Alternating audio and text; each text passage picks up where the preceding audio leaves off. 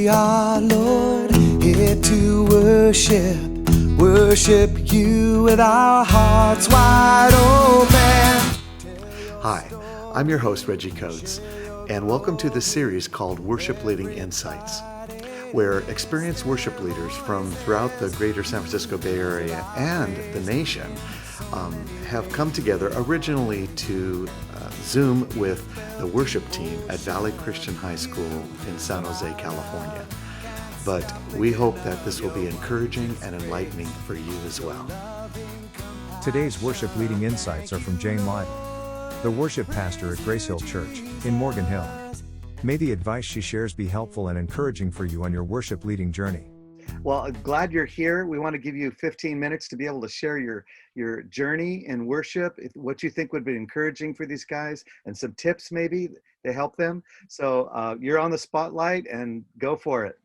Okay, so first of all, I'm a vocalist and instrumentalist. So I lead the band both, instrumentally and vocally. But there are some universal thoughts around worship that I think really matter. And before you ever walk up onto the stage or the platform, whatever you call it at the church, your journey getting there is as important as what you're going to do on the stage. Does that make sense? So the kind of morning you've had, the things you fill your heart with, they will come out of you in worship. That's kind of the grist in worship. Is I really think one of the most important things is to keep your thought life, to keep, pursue holiness to the best of your ability. I mean, we live by grace and we so need it. But the reality is what's in you comes out of you. And worship leading has a way of just sometimes going sideways. Things happen that you don't expect. I'm sure Reggie has a million tales about that, where you just get kind of surprised by stuff. And your presence is always going to be as important as your practice, meaning being there, being in the room with the people you're leading. Because I think ultimately you cannot lead people somewhere that you're not willing to go. So I think that's probably the first thing I would say is that, man, if you're showing up and you're having a bad morning or things aren't going right, stop and ask God to clean your heart up, and so that you can lead in a way that is integrous. And then also be honest with your congregation. It's tricky because you're leading them in worship, so you have to do it well. You have to do it with excellence. You have to have their trust. And so I think you have to be a little careful about how much personal stuff you share and how much you worry about making mistakes, because you do need to play well. But I think honesty in worship really matters. And I think people will follow an honest leader more than they'll follow a leader who has all the riffs and sounds great and has their eyes shut the whole time. I mean, they're connecting with you. It does matter what we do up front. So I guess just from starters, I would just say that is super important. Now, I started worship leading very much as an adult. I won't even tell you how old I was, because then you guys are all going to be trying to do the math on how old I am now. But the bottom line is, I was a mom of little ones, and I started playing guitar for them and singing to them as they dance around me. And then, Reggie's right. He got picked up by Menlo. They watched me leading at a program for moms, actually, and said, "Hey, would you ever consider leading? We're starting some campuses." And I just thought, man, you don't want me. I've only played guitar. I don't even want to tell you how. I only played guitar less than a year. I was terrible. And for some reason, they saw something in me. And I guess that I say that story to you guys, so that you know that when God really does want you to do something, he really will equip you, because I had zero ability in terms of experience and knowing what I was doing. I just got up because there were a bunch of really tired moms like me who needed an encounter with Jesus, and we didn't have anybody who could sing or do anything. So I had a couple guys come in and help me for a while, and we were called the Mama and the Papas, fun fact. Anyway, and so we played together, and until I was ready to start playing on my own. And it took me a long time. So if you lead without using an instrument, consider picking one up, because I think it's really helpful. But that being said, I got to start in a most atypical way. I suspect Mr. Coates probably has a lot more formal training. I do not. For me, God has led me in a path that I can continue to do my work and without being formally trained. I keep waiting for myself to step into something that I can't figure out. But here's the deal. When you work with a team, your team comes alongside you And as long as you're humble and you're willing to learn, they are willing to come alongside you. I've had more help from people that are on my team that say, actually, Jane, I think what you need is a seventh there in that chord chart, or you're missing. And I am so willing to receive that, and they're willing to tell me, and we really work together. I see my role as a worship leader to gently guide people into God's presence and then get out of the way and let God really work with them. And that means I need to be eyes open so I can see what's going on in the room. I need to know my music well enough that I can actually respond to what's going on in the room with some spontaneity. If you have to play it just a certain way, then you can't be open to what God's going to do in the room. Now, I understand that a lot of you have lyrics that are already set and stuff that makes it tough to do that, but it's still being in the room and seeing how God is responding and how people are responding to God's presence, and then being able to also come alongside people in that's extremely powerful. And I don't think you can substitute on that. I think you really need that. So, just having a team that you can play with. I always say I'm typically the worst musician on the platform at any given time. The musicians are always better than me. And yet somehow we work as a team to bring 5 songs every Sunday that, really feel right and work. If you're leading a team, then you've got to be paying attention to the music, paying attention to the track if you're running a track, depending on who's running it, and also paying attention to what's going on. That is a lot of moving parts at one time. So if you're a worship leader, you probably already know this, but there's kind of the gift of the natural gift God gives you to lead musically. But then there's other things. There's leadership. Leadership's really important. Let's see, what are some of the other things? Administrative gift. My least favorite thing, and the thing I'm the worst at, so I got a lot of external structure. I have a planning center to help me. I have other things that help me so I don't mess things up. I'm also incredibly humble about this because I have a reason to be, and my team helps me a lot too.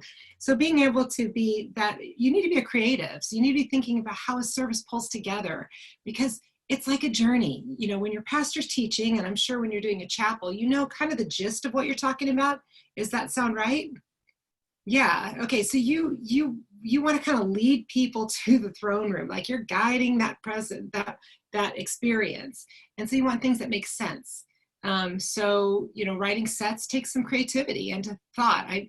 One of my favorite things is I stay in the same key when I try to stay in the same key if I'm in a set that's, all together, just roll that drone underneath all of it and then just kind of go in and out of it. Then I have lots of flexibility about what I do when I'm there. You think about all those skills that you need to be a worship leader. It's kind of a broad list, and you're not going to be great at all of them. And you'll probably only be really good at a couple of them, but God can work that all. And again, he will equip you. I just trust me, you guys. I had no business leading worship. And yet here I am, almost 20 years later now, loving what I get the privilege to do. So and for those of you who are women, there's some interesting things out there for women as worship leaders. I've been a worship pastor. I've been a worship leader because I was not allowed to be called a worship pastor. Then I was a worship pastor again. I had to be kind of flexible about what that looked like, because depending on what church you step into, you don't always have the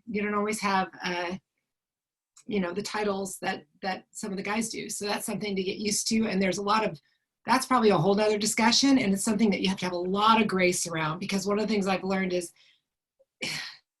no guy sets it up, or no church leadership sets it up to marginalize women at all. I don't want to imply that, but you just have to keep your eyes out open, because there's biases and you want to be careful about that, but you also want to keep a really tender heart about it. And I've tried to do that. Women are received in the church at different levels, but I've been able to do everything I've wanted to do, and everything God has led me to do, I've been able to. So God will also provide opportunity. And so, other than that, I just would say you must experience the worship you're leading. It's got to be here. Here's the bottom line. What you bring authentically forward, it will get picked up. I tell you, I will follow an authentic leader any day over a leader who's got it all perfect. Does that make sense? Mm-hmm. I don't think that even helps people if it's all perfect. Now I say that knowing that you guys take a class from a guy who is he's perfect. He really is an amazing. Yeah. So I do have to say that's a tall bar. But I will use this phrase, and please don't hold me to this, but you got to smoke what you sell. So you got to be willing to engage in the worship that you're extending to others, because the reality is that's what people can enter into. Right? Does that make sense? You want it to make sense for them where they are, which means the songs have to be something that reach them. I do some verbal transitions, so I don't know if you guys do that much, but a lot of times we're heading into a song that we want to guide people to say, hey, maybe it's a song about worship posturing, like you want to stand because you want to proclaim God's sovereignty in your life, do it. If you want to kneel before God because you're saying, Father, I surrender before you, do that there's freedom in the worship. Sometimes I will lead into a song that allows folks to be free and to give them permission a little bit, because, I think it's kind of a new gig for some people coming into a church, the whole singing thing. That's not always the easiest thing to jump on board with. So, wow, that is awesome. And you know what, guys, that's the cool thing about worship leading is there's a lot of jumping off points. If you want to worship God and you want to lead from a guitar, that's awesome, but never mistake the fact you are always leading. It doesn't matter if you're in the back of the stage, center back, right front, stage left, you are always leading and people are looking to you. And sometimes you're just using your guitar as your voice, that's the instrument you lead out of. And I've certainly had that where I turn around and I look at my lead guitarist and he or she is just so enmeshed in their lead, and that's their worship voice, and it's awesome. So what's really cool about it is this kind of applies regardless of whether or not you're playing an instrument, you're singing, you're leading, you're actually the leader of the band. The one thing I will also say, if you do lead a band that's out of a church, and maybe that's true, is give people opportunity. My biggest job, the biggest thing I have to do with my job is get out of the way. If I have a musician who has an excellent acoustic guitar, it is my job to go play bass. I can do that because I can be just as bad at bass as I am at acoustic, so it works great. But the idea that I always want to make room for that next person, and I'm always looking behind me to see who needs to come up, who's that next leader, who is that next musician that I want to give an opportunity to, because that's how the gig works, is you want to be passing it right on through. And then I also am somebody who believes strongly that as long as someone has a gift, they should lead, regardless of their age, regardless of what they look like. That we are in an interesting thing with Christian music because we somewhat track secular music. It's got to look good. You gotta have the tattoo and the young guy and, in the skinny jeans. And the reality is that is baloney. None of that matters to God. God cares about your heart. So keep singing, keep worshiping the Lord and leading others. Here we are, Lord, here to worship you with our hearts wide